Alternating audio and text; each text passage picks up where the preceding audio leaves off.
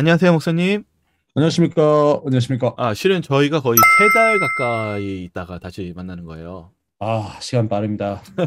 근데 원래는 두 달 쉬기로 돼 있었는데, 실은 저도 솔직히 힘에 부치니까, 아, 실은 이번 한 달을 좀 더 쉬었는데, 이제 살 것 같아요.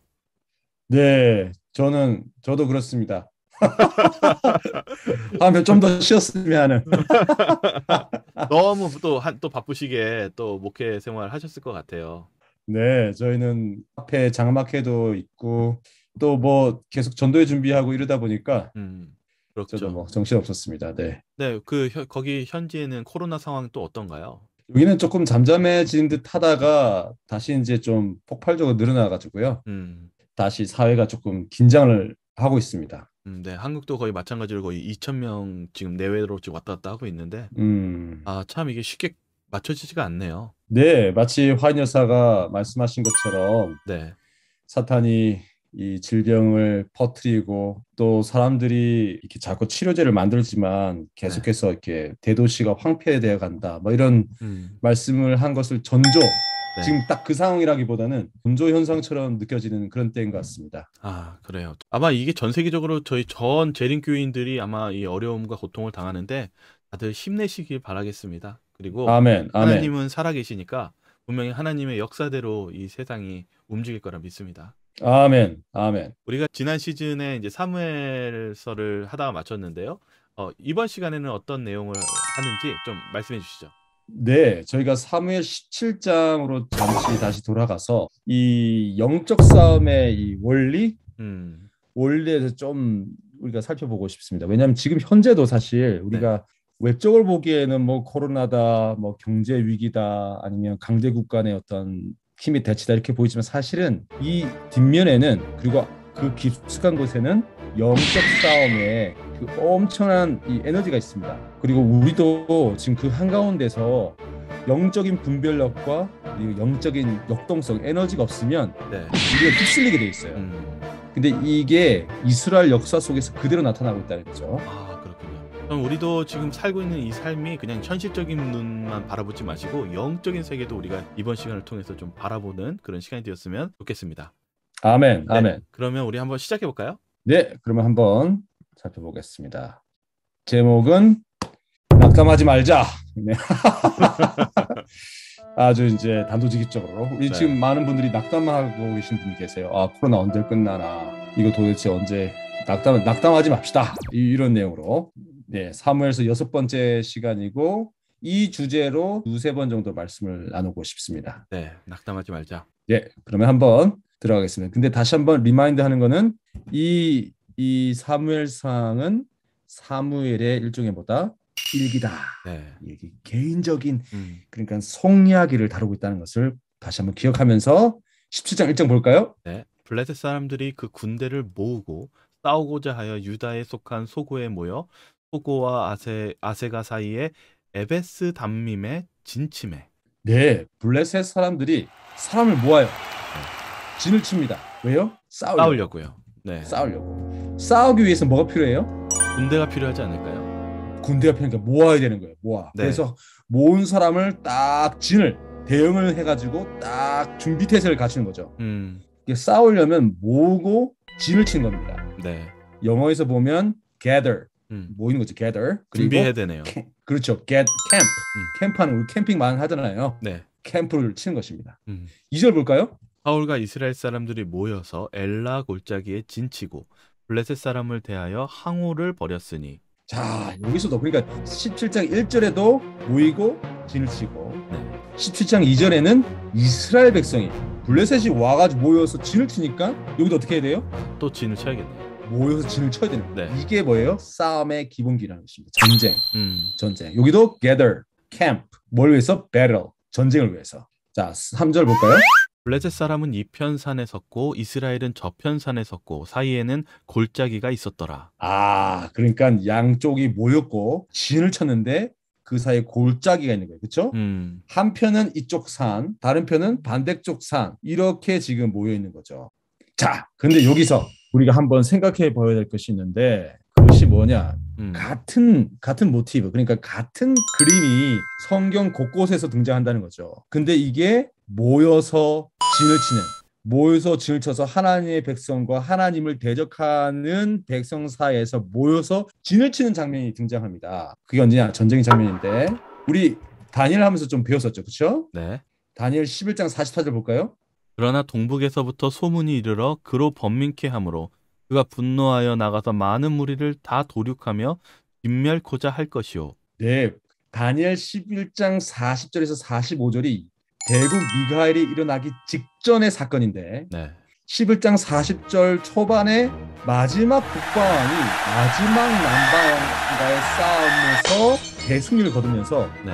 더 이상 남방왕이 등장하지 않아요. 아. 끝나버리죠. 그 전까지 북방왕과 남방왕은 이 세속 세계 속에서의 권력의 투쟁이었다면 이 남방왕을 완전히 무찌르면서 역사 속을 완전히 파괴시켜버리면서 북방왕의 절대 권력으로 등장하면서부터는 남방왕과 북방왕의 싸움이 없고 북방왕과 하나님의 백성과의 싸움이 시작됩니다.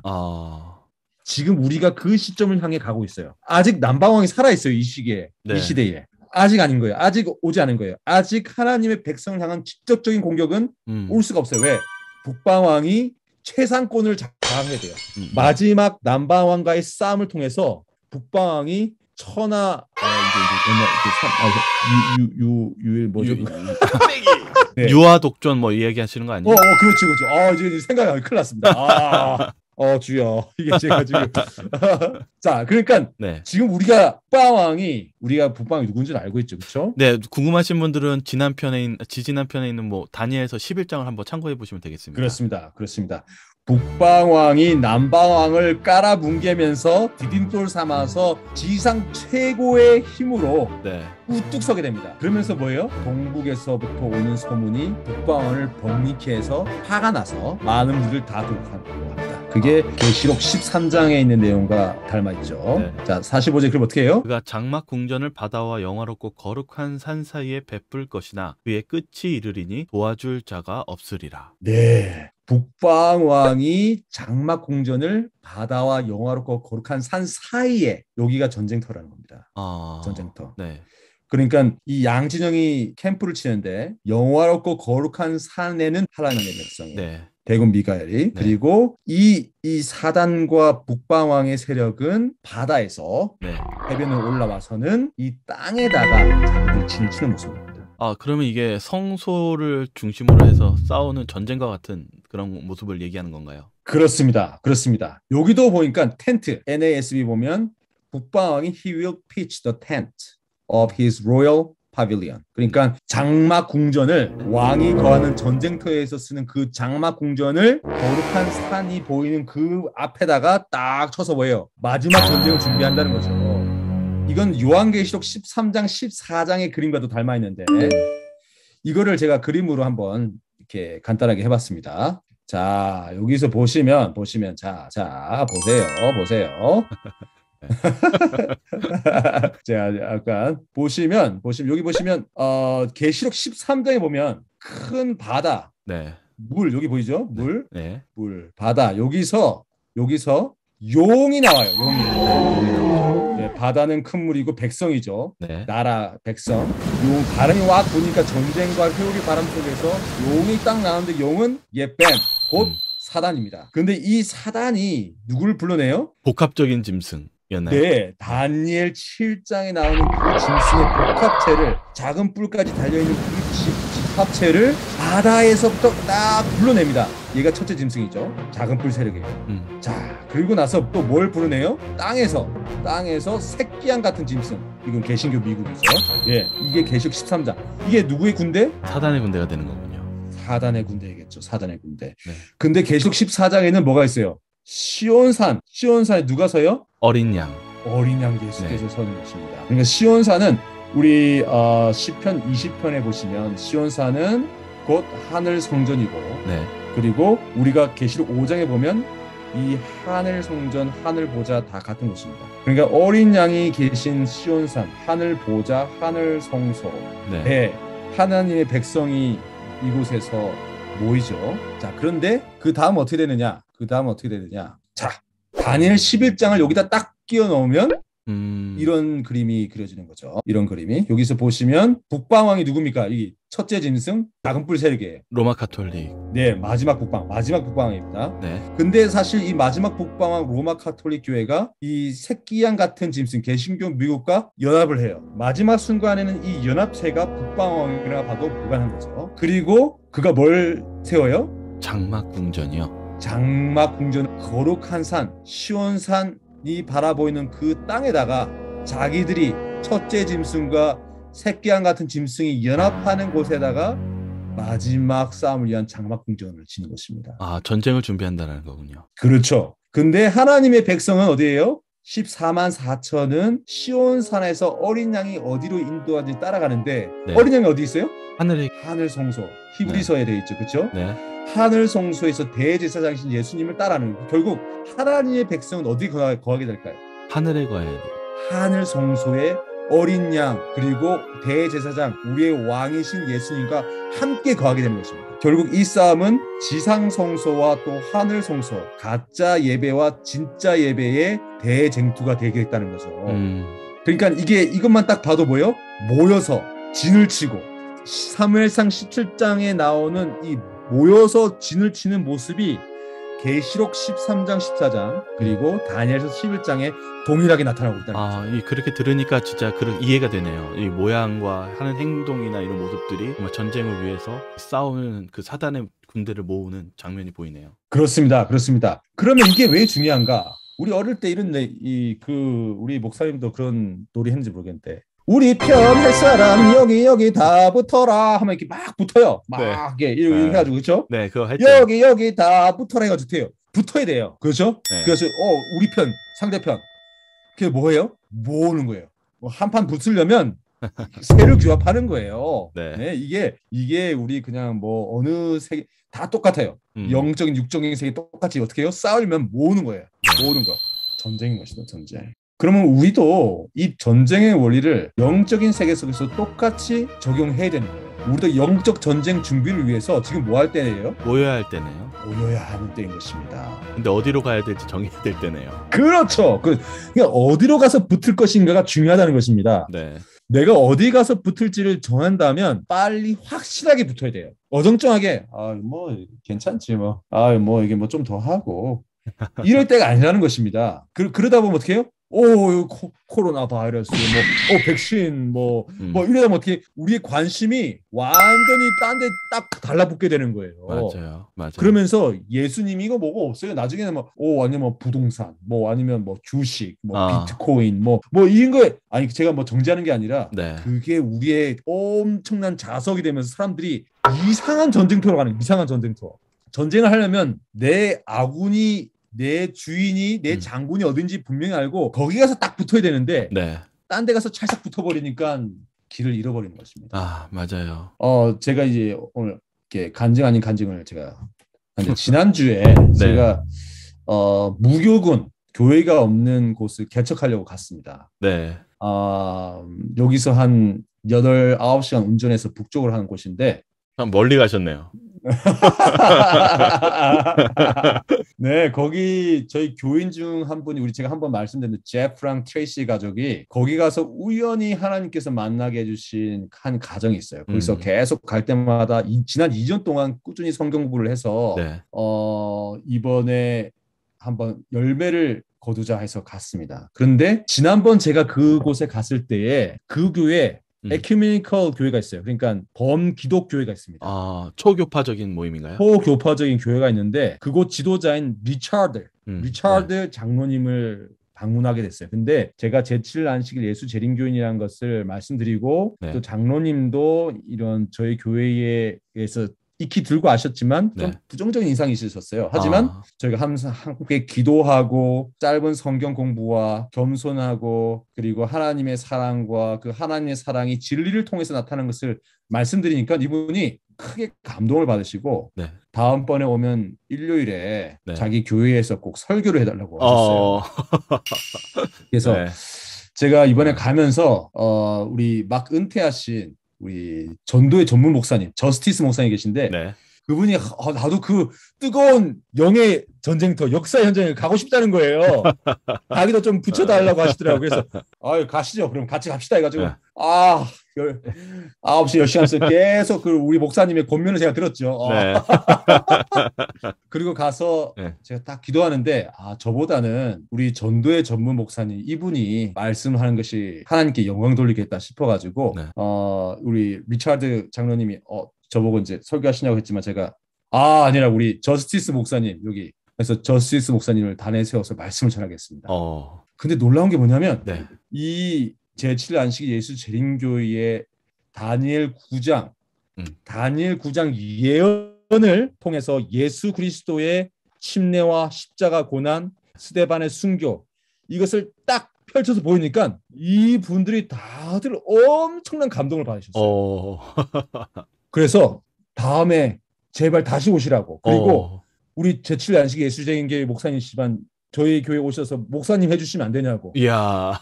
저희 교회 목사님 해주시라고 이러시는 거예요, 이분들이. 그리고 다음번에 2주간 다니엘 세미나를 하기로 제가 결정했습니다. 너무 감동적인데요? 아멘, 아멘, 아멘. 야, 이분들이 제7 안식일 예수 재림교회에 대해서 알고 계세요. 이런저런 얘기를 다 들으셨는데 말씀과 기별, 특별히 예언 연구, 저도 그렇게 말씀드렸습니다. 제7 안식일 예수 재림교회는 Spirit of Prophecy, 대언의 영, 그 대언의 영, 예언의 은사를 갖고 있기 때문에 이 예언의 은사를 통해서 이 교회도 빚을 받으셔야 됩니다 했는데 그 말씀에 감동을 받으셔서 맞다. 우리는 지금 이 예언을 모른다. 배워야 된다.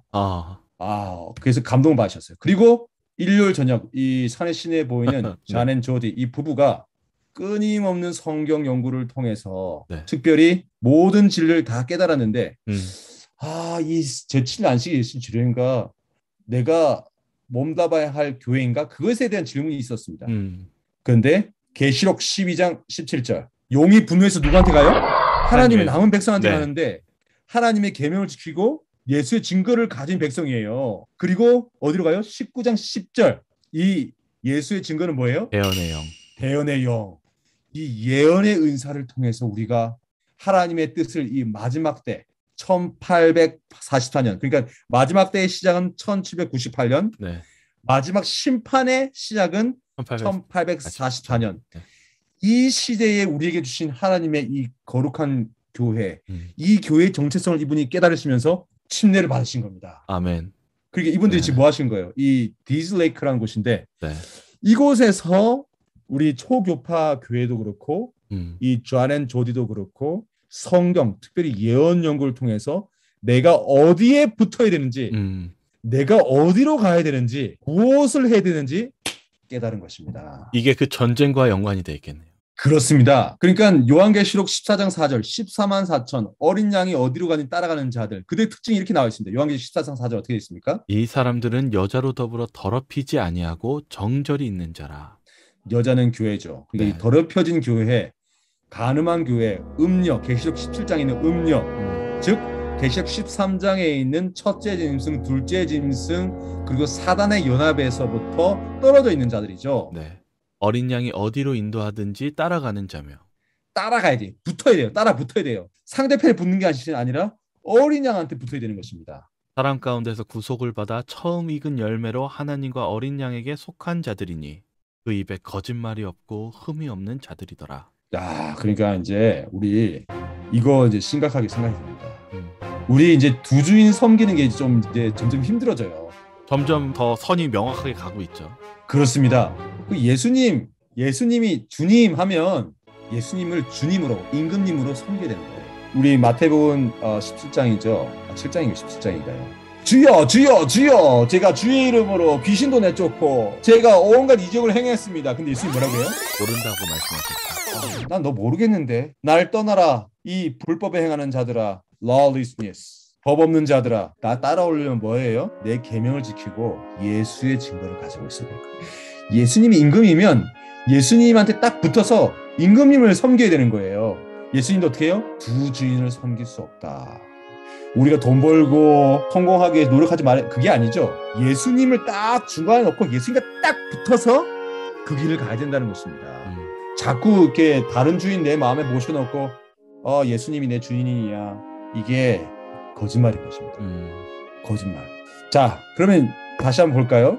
우리의 정체성 12장 17절. 네? 용이 여자에게 분노하여 돌아가서 그 여자의 남은 자손 곧 하나님의 계명을 지키며 예수의 증거를 가진 자들로 더불어 싸우려고 바다 모래 위에 서 있더라. 이게 다니엘 11장 40절에서 45절 그리고 계시록 12장 13절의 모습이죠. 네. 14장 12절에 성도들의 인내가 여기 있나니 저희는 하나님의 계명과 예수의 믿음을 지키는 자니라. 자, 그러면 우리가 이렇게 질문하죠. 어떻게 모이지? 목사님, 모여라 하시는데 그럼 어디로 누구에게 모입니까? 첫째 어떻게 해요? 예수님 따라. 예수님 따라가면 됩니다. 예수님 따라가면 되는 거예요. 예수님한테 붙으시기 바랍니다. 예수님한테. 두 번째는 예수님 말씀 따라. 예수님 말씀 따라. 예수님 따라하면 어떤 사람은 막연하다고 해요. 예수님의 말씀을 쫓아야 되는 것입니다. 우리가 하나님의 말씀을 이제는 좀 뭐라 해야 될까? 이게 좀 사생결단이라고 할까요? 결심을 하고 하나님의 살아계신 말씀, 이 말씀을 좀 우리가 읽고 내 마음속에 자꾸 새겨야 돼요. 그리고 특별히 예언 연구. 계시록 19장 10절 예수의 증거는 곧 대언의 영이다. 이 예언 연구를 통해서 내가 지금 어떤 존재인지 나에게 이 교회에 어떤 사명이 주어져 있는지 네. 이게 우리가 다니고 있는 교회가 그냥 교회가 아니에요. 이게 자꾸 우리가 뭐 교회 가고 말지 안 가고 알지 뭐 이게 그런 교회가 아니라는 거예요. 우리는 이게 뭐 지금 뭐 선민의식 조장하는 겁니까? 우리가 영적 우월주의 제가 그거 얘기하는 거 아니잖아요, 지금 그렇죠? 아니, 저는 하나님께서 특별히 부르신 교회라고 생각이 들어요. 아멘. 그렇습니다. 부끄러워하지 마십시오. 왜 사람들이 어느 교회 다니세요? 안식교라고도 하고 안식일 교회인데 재림교회라고도 하고 제7일 안식일 예수 재림교회입니다. 저희는 성경에 나와 있는 교회입니다. 이렇게 얘기를 해야 되는 것입니다. 그래서 예언 연구 오늘 말씀드렸지만 이 디즈레이크 가서 제가 느낀 게 뭐냐면 목말라 하고 있어요. 사람들이 어디로 가야 할지 모르고 있어요. 지금 이거 막 난리인데 코로나 얘기, 백신 얘기만 하지 예수님 얘기를 안 해요. 근데 딱 성경의 예언을 딱 펼쳐보니까 어떻게 해요? 사람들의 모든 시선이 예수님께로 향하면서 다시 오실 예수님께로 딱 맞춰지는 것입니다. 지금 왜 교회가 흔들리는가? 예수님께로 집중하지 않고 예수님 말씀에 집중하지 않고 예수님께 주신 그 대언의 영, 예언의 말씀 우리가 연구하지 않기 때문에 자꾸 사회적 현상에 완전히 함몰되어 있는 것입니다. 맞아요. 지금 우리가 예언을 연구해야 됩니다. 그러면 우리가 어디로 모여야 될지 어디다가 진을 치어야 될지 하나님께서 가르쳐 주실 것입니다. 아멘. 네, 오늘 이렇게 직접 이제 경험하고 거기에 있는 놀라운 역사들을 통해서 보니까 저희들이 때로는 새로운 신자들을 통해서 배워야 될 게 많은 것 같아요. 아멘. 그렇습니다. 우리 이번에 선교 여행을 이 전도를 주도한 분은 제가 아닙니다. 우리 제프랑 트레이시 부부, 우리 집사님 부부 내외가 이분들도 재림교인이 된 지 이제 뭐 2년 넘었습니다. 근데 이분들이 어딜 가나 이 말씀의 이 진리를 너무 자랑스럽게 그리고 감사한 마음으로 나누세요. 그래서 끊임없이 새로운 구도자분들이 이 진리의 말씀에 대한 열망으로 예수님을 더 가까이 만나고 싶은 열망으로 이 교회로 들어오고 있는 것입니다. 지금 한국에서도 지금 코로나로 인해서 어렵지만 너무 이렇게 어두웠고 낙담하지 마시고 저희도 실은 교회 전도가 쉽지 않거든요. 이 도시 사회도요. 근데 지금 마스크를 만들었어요. 마스크에 좀 좋은 마스크 사가지고 거기다가 전도지 교회 뭐 유튜브도 넣고 그래서 한번 보시라고. 근데 그래서 저희도 4번 지금 나갔거든요. 막 도시로. 근데 놀라운 거는 전도지 나눠줄 때는 거의 한 20분 나눠주면 한 분 받을까 말까 그러는데 거의 80%는 받으시더라고요. 마스크를 주니까. 조금 돈은 많이 든데 뭐 눈에 나오는 결과는 아직 나타나진 않지만 일단 받아주시고 그리고 한번 보신다는 거에 의미를 두고 지금 1000불을 거의 다 돌렸거든요. 근데 아멘. 저희들도 일단은 우리 결과를 바라보지 마시고 일단 하나님의 사명대로 오늘 전쟁에 대해서 얘기한 것처럼 우리 한번 이렇게 전하면서 하나님 편에 서라고 전하는 게 어떨까 이런 생각이 듭니다. 아멘. 지금은 하나님 편에 서서 진을 치고 함께 모여야 돼요. 힘을 모아야 돼요. 자꾸 이게 잘못되기 좀 부족하고 그런 거 말해서 뭐 하냐고요. 함께 모여서 하나님의 나라를 향해서 예수님 안에 똘똘 뭉쳐가지고 전진해야 되는 것입니다. 오늘 여기까지인가요? 네, 그렇습니다. 네. 오늘 여기까지입니다. 네. 네, 오늘 이렇게 저희들 사무에서 시작하기 전에 저희 이 내용들에 대해서 좀 이제 저희가 또 배웠는데요. 정말 우리 체리 안식 예수 재림교회가 정말 하나님께서 부르신 아주 선택된 교회이고 마지막 때를 향하는 그 교회에 이 목말라하는 영혼들을 위해서 우리가 더욱더 깨어서 준비하는 저와 여러분들 되시기를 바라겠습니다. 오늘 말씀 너무 고맙고요. 저희는 그럼 다음 회에 또 찾아뵙도록 하겠습니다. 감사합니다. 감사합니다.